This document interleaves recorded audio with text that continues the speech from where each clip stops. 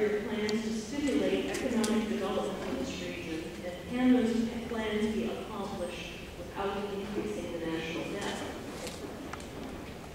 Absolutely. I believe what we need to do, and we talked about this already a little bit, if you're going to stimulate the economy, you need to bring jobs back. If you're going to get jobs here, you need to be able to give the small business owner who produces 67% of those jobs the opportunity to employ people. You have to give them the opportunity to understand that it's okay to risk their capital to move forward. Today, we're not giving the small business owner that opportunity. 67% of the small business owners, we are not giving them that opportunity. And where are we falling short by not giving them that opportunity? We'll think about it. We talked about some of these things already. Obamacare. If Obamacare is taking 28%, 69% of your dollars, are you really going to have the certainty and predictability to be able to hire more people?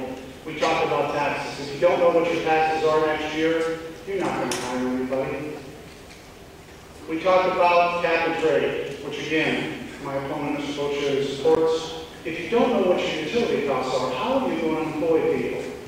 I can tell you this, that if we bring employment back and we get the revenue growing, we can have the dollars to bring down the deficit, but we have to do it by bringing the economy strong, making the economy stronger, bringing employment back, giving small business owners the opportunity with certainty and predictability that I know Mr. Boccieri keeps talking about. But we need to be able to bring that certainty and predictability back to the small business owners so they can move forward, carry on, and with that, increase the revenues and pay down the debt.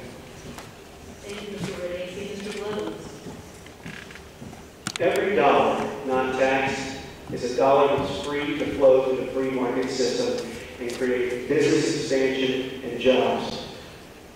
We need to stop the reckless spending that's occurring at the federal level and provide certainty for not only businessmen and women, but for the consumers as well, by extending the Bush tax cuts and capping the capital gains tax at its current rate, and look at reducing those taxes in the near future.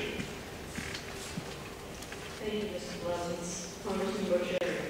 But we stimulate our local economy by making strategic investments, much like what we've done here at Warren, D.C., with their Plant and Animal Disease Research. Much like the Warren, and let me just say, as long as I'm your congressman, I'm going to make sure, brick by brick, we rebuild the Ohio Agricultural Research and Development Center after it was demolished by this tornado. You have that commitment from me tonight.